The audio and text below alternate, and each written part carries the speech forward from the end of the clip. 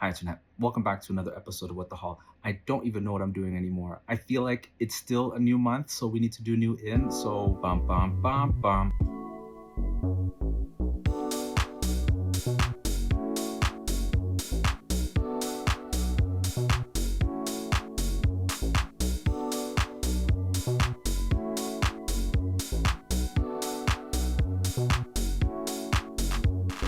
Hi. Yeah, so like I said, welcome back to What the Hell. I'm Mohammed. This is the channel.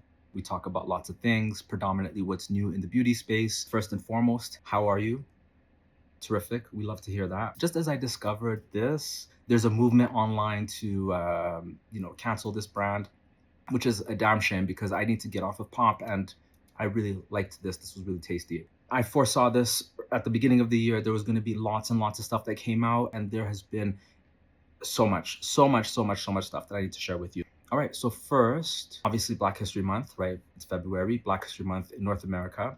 The thing that I took away from this Black History Month was the importance of reading, and it's not something that I've been doing. I'm quite fortunate that my FYP right now is set up in such a way that I get lots of fun content like Baby's First Hibachi, but I also follow people like Black Belt Babe, who is my news anchor, and I get my synopsis of the day's events through her. There was one lady who was coming up in my feed throughout the month who was doing Black history, but Canadian centered. My takeaway was just read more. Read more, right? Just be curious, read more. The end of January was the Lunar New Year. I think this is going to be a tradition. This year I picked up another can of the Aven water. So last year was the dragon, this year is the snake.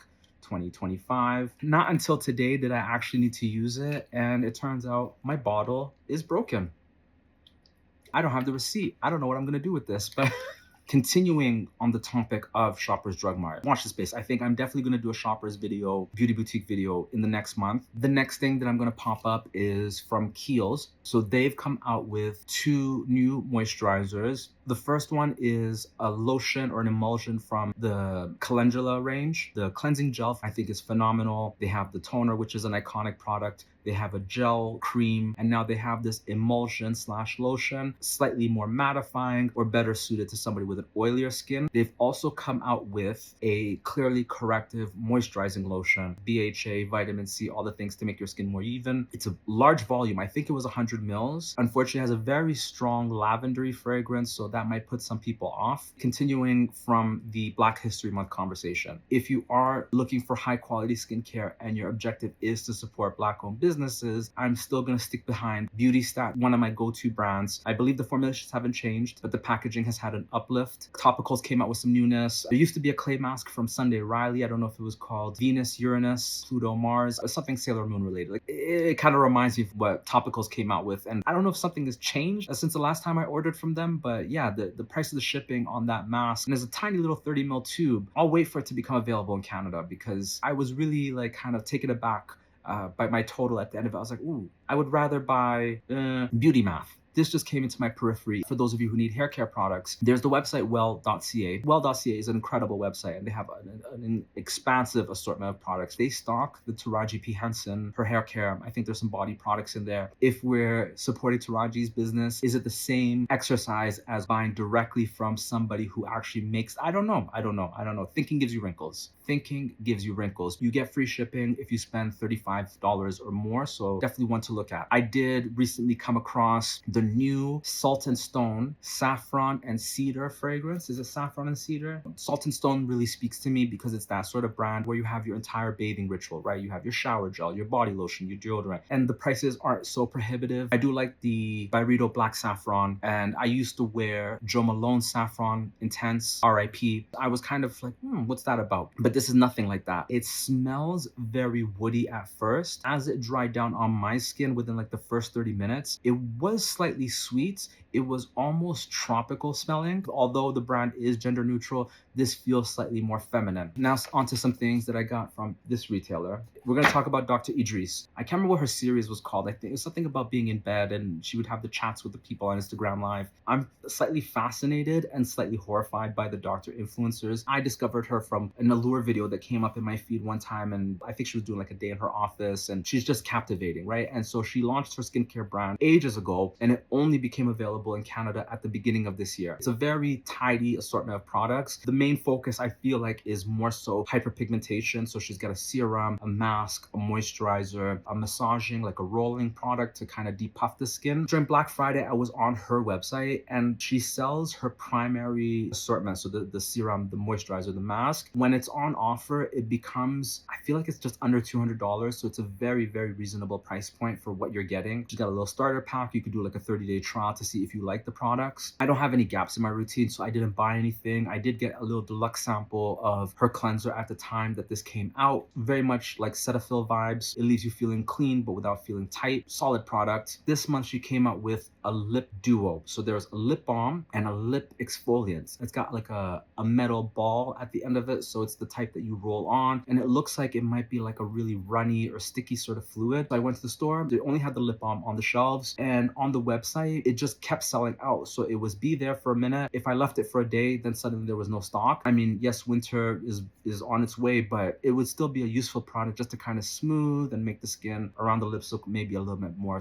even. There aren't that many anti-aging or lip treatments that aren't just strictly moisture. The Dr. Dennis, they have a hyaluronic for the lips. I was using the Verso for the lips for a while. That was a really nice vitamin A based product, but there aren't that many active sort of really corrective products for the lips, and this was really intriguing. So definitely want to keep your eyes out. Obviously, you know, your phone has cookies built into it. You're surfing, you're scrolling. One day I'm swiping on TikTok and I got served an ad for the new Guerlain Abbaye Royale watery oil. So it looks like this has just recently been updated. So the bottle looks different to the old version. I don't know if the ingredients have changed. Just broadly with Guerlain, it's a hit or miss, but the watery oil is a phenomenal product that I would absolutely revisit. I thought it was excellent, excellent, excellent. Whenever I'm in the vicinity of a Winners or a Marshall's, I just always pop in and just do a little 180 around the little beauty section to see what treasures I can find. You don't always walk away with something. Sometimes the prices aren't that discounted. This is your reminder. Make sure that you always pop into a Winners, Marshalls, TJ, TK Maxx, whatever it is, because you may find this one on the off chance. So as Shani Darden, she's come out with a new azelaic acid serum. Her serums are all 10 out of 10. Same story like the Dr. Idriss. It's constantly selling out. It's never in stock. I was lucky enough to get a 5 ml sample that I used for just over a week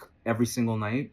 I've tried lots of different things here and there with azelaic and I always respond well to it. So the fact that she came out with this product, I was like, absolutely sign me up. It's doing two things, right? It's for the people who are either blemish prone or for the people who want something that's going to help with pigmentation. From my experience, lactic is like your beginner's AHA. It's the mildest. Azelaic is just like a cut above. It's a little bit more prickly. And then glycolic is the most sensational. Where her other serums, they feel like, you know, gels. They have like that traditional sort of texture. This one, it's a little bit kind of slimy. It's a different sort of texture. And when you put it on, it has this faint sort of coconut water fragrance to it. It's not scented, but it just has like a little hint of like coconut water happening. It's really, really pleasant. Add to cart, check out when it does become available. The last thing that I want to speak to is from Milk Makeup. I think maybe last year they came out with these jelly blushes that were really viral on social. In the last month, they've come out with 2 new jelly serums in the same sort of format as their blush. Ages ago, they did come out with these green tea toner, green tea mask. There was an oil in the stick. They had the watermelon serum in the stick. So this is an old product that's just got the update to correspond with this new technology that they've got in these jelly blushes. And I've heard good things about that serum. If you do try to rub it into facial hair, it does leave indentations. It's not cooling, but it just does have like a nice refreshing sensation when you are swiping it. It's only 13 grams. It's like half the size of your typical serum. So, you know, you would go through this very quickly because it's easy to just kind of keep swiping it on the skin and then just kind of pressing it in. But the other version of this, which is in the blue container, is more so just a hyaluronic. I thought this was interesting because this is like an anti-age because it's got matrixyl, which is like a firming ingredient. And then it also has the watermelon. I thought this was more antioxidant. But unlike Glow Recipe, this does not have that really strong watermelon